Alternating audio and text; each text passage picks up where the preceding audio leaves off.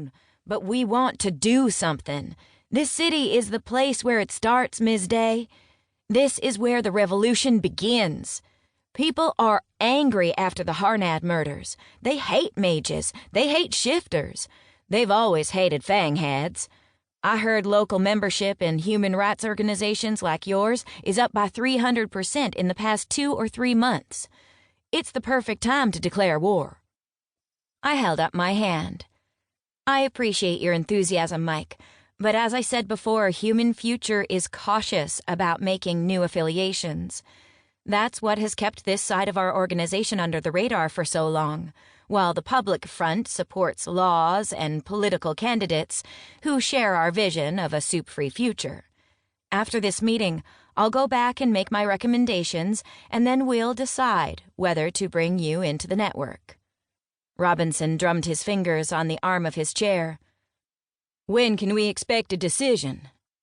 When the background checks are complete and we've had a chance to evaluate your prospects. I regarded him. You're enthusiastic and driven. You have good leadership instincts, and I believe you have the potential to do well in an organization like ours. Robinson preened at my praise. I glanced at the others. The rest of you each bring skills to the table that would be useful, but so far, all I've heard is the same kind of big talk I read in the comment section on our website, or in the online forum where we first made contact with Andrew. I raised my hands palms up. You claimed responsibility for, quote, the biggest attack on the Fangheads, unquote, during the protests a month ago. But several groups have made that assertion.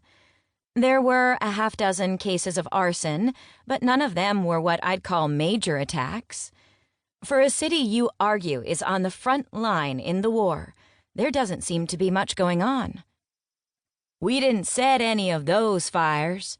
Robinson looked smug. We bombed a business belonging to a member of the Vampire Court. Stevenson's eyes flicked to Robinson. I wondered if he was unhappy Robinson had told me that. Andrew crossed his arms as if daring me to contradict their leader. Even Corey raised his chin defiantly. I narrowed my eyes. You're the third person who has told me they were responsible for that bombing. Bullshit! Robinson snapped, his face reddening as he pointed to the others. Corey obtained the van we used, Stevens built the pipe bomb, and Andrew made the detonator. And what did you do? I asked, my tone skeptical. I chose the target and did the recon. He crossed his arms. The bar was closed, but the building was destroyed. I glanced at Stevens. Why did you put ball bearings in the bomb? He remained impassive. I didn't. I used silver flechettes.